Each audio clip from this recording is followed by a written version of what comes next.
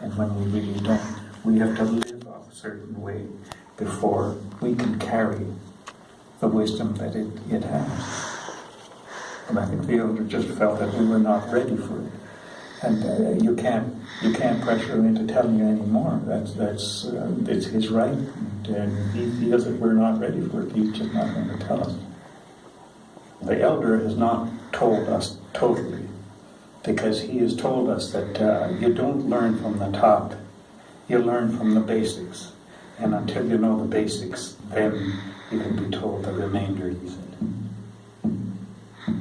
The medicine wheel, the wheel of life, one could say, usually starts from the east, where life begins, where day begins.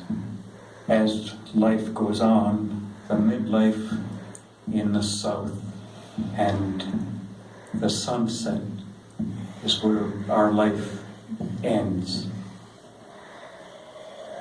In the north, our spirits may be when the tobacco is burned, meeting the sun. We are put on this earth to look after our Mother the Earth.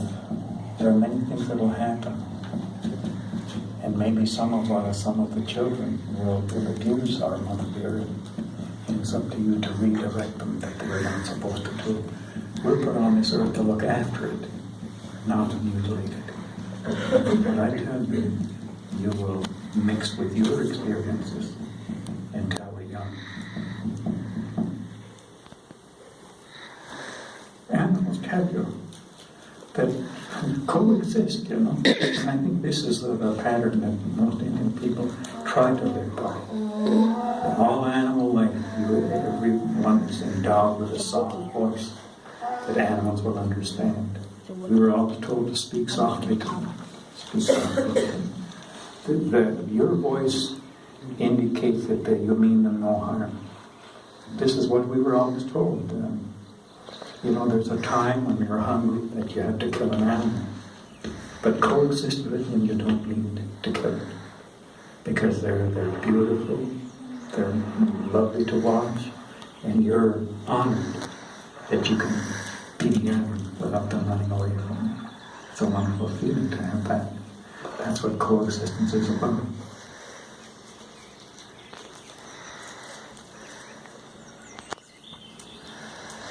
The heron has always been regarded for many things, because the heron is one of the birds that arrests the overpopulation of diseased fish. They walk along the shoreline and they spear these fish that are beginning to become sick. Were it not for the heron, I think there would be a lot of illnesses by the smaller fish, and it would transmit to the larger fish that live on. And that's why it's held in high regard for that reason. My family are a beaver clan. We couldn't trap beaver. It's like the Godfather in Muncie. It was my grandmother's totem. And she said, watch the beaver, you'll learn much from him. Every plant, every blade of grass has a right to grow. And whenever you set your teepee up or your shelter, don't leave it there for long, because you will kill the grass if you leave it there. Leave your shelter. That's why the Great Spirit has given you a strong body to be able to do these things. And I will meet you, and I will ask you to repeat to me what I have told you.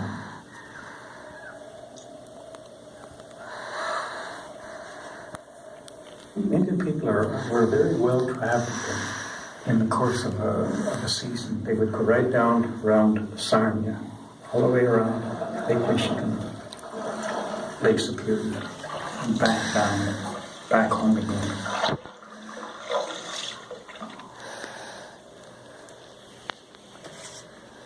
Lake Superior to the Ojibwe were known as Ojibwe Chigmin, meaning the large body of water of the Ojibwe, being entirely encompassed by the Ojibwe language. There are a number of paintings around the shorelines of Lake Superior of things that happened and were to happen. Many times Sioux would come down the rivers in Minnesota, out at Duluth, and the Ojibwe used to paddle across in the moon of May, because that is the quiet month. And they would get together and they would exchange medicines, and then they would head back again before the moon of May was gone, because the wind begins to blow pretty heavily.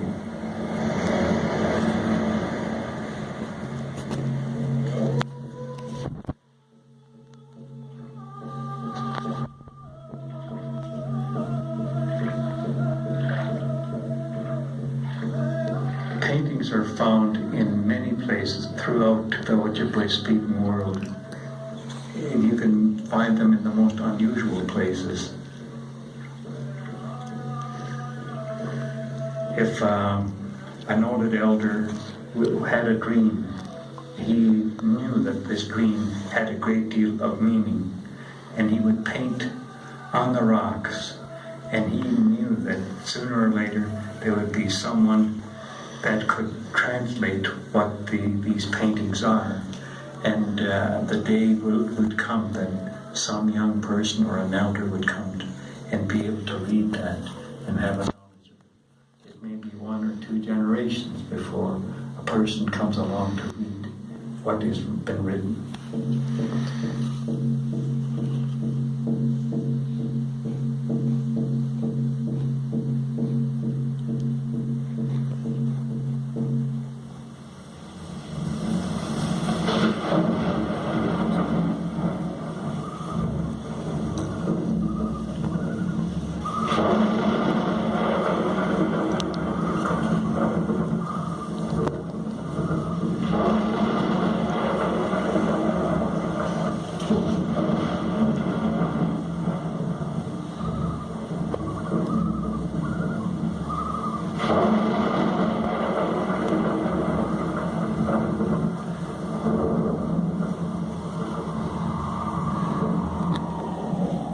I think there are places in the Great Lakes that have not yet been found.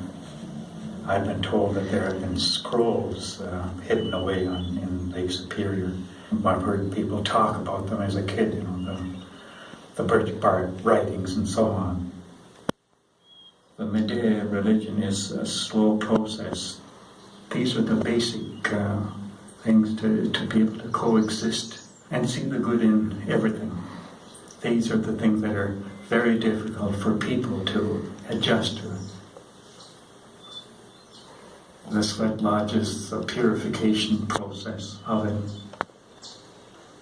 When you go to an elder, you use a great deal of respect, and you take to him tobacco. They have a sweat first. He performs that. And then he takes them out, and they fast for 4 days, and then he brings them out. And they have another sweat, and then they have the ceremony. And then there's a feast after that. The Sweat Lodge is created by the Great Spirit, like the rocks, it's from the Mother Earth. And like the circle of the Sweat Lodge, it's the Mother Earth. And the people that make the ceremony, they are created by the Creator. The water, it's part of the nature that cleans you up. The water's got spirit too. That's why it goes into the Sweat Lodge, to pour the water into the rocks. There is so much to the Sweat Lodge, because you no longer have the worries or the bothers that you had before you began to sweat. Your mind is no longer in turmoil. You're at peace with everything. And it is the most wonderful feeling to have.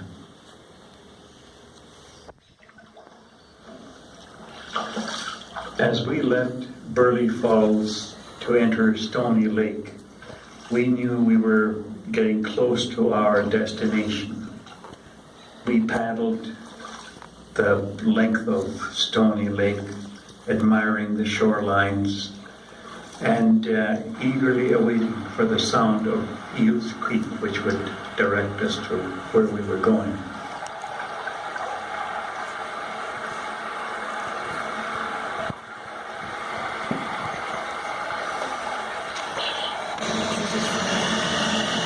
What? I drew this for you.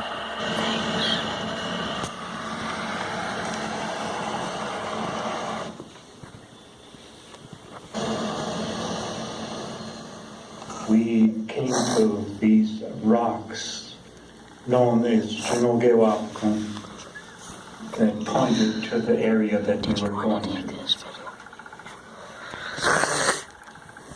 We saw animals, deer, and they looked at us. They did not run. They too knew that we were in hallowed ground, that there would be no harm come to them by our hands. Following the path in our moccasined feet, making no sound. I felt scared because I felt eyes on me.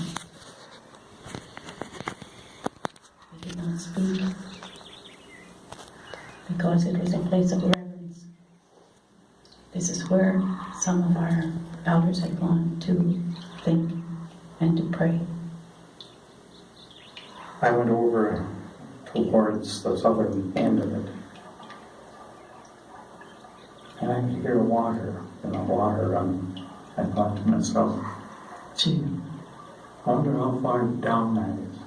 I wonder maybe that's the reason that they made these impressions here. And I had many thoughts. Just fantastic, the sounds and the images that are imprinted in my mind just while listening to that underground river.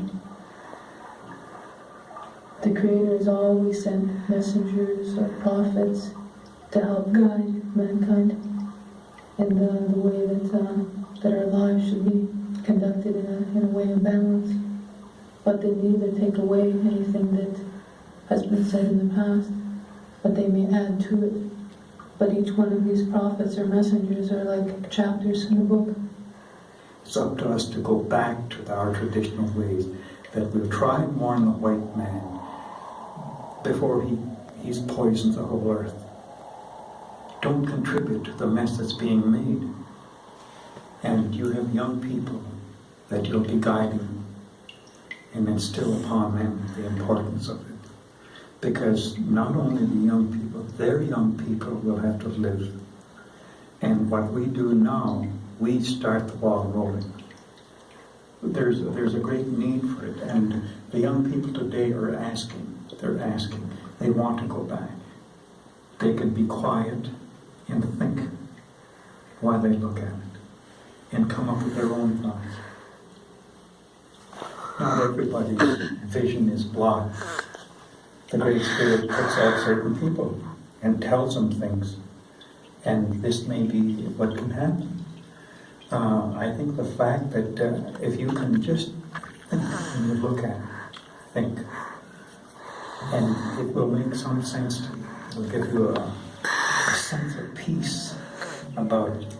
That there was people that existed at one time with wisdom.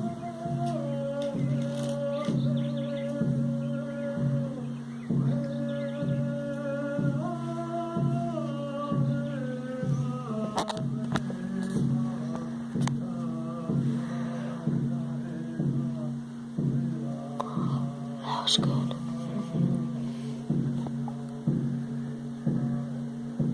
Jim Smalllegs. What? Jim Smalllegs.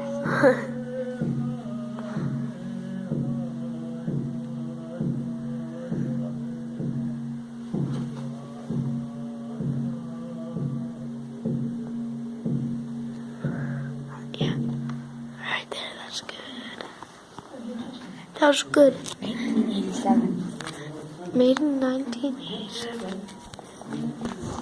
Alright. Check me out on my... Never mind.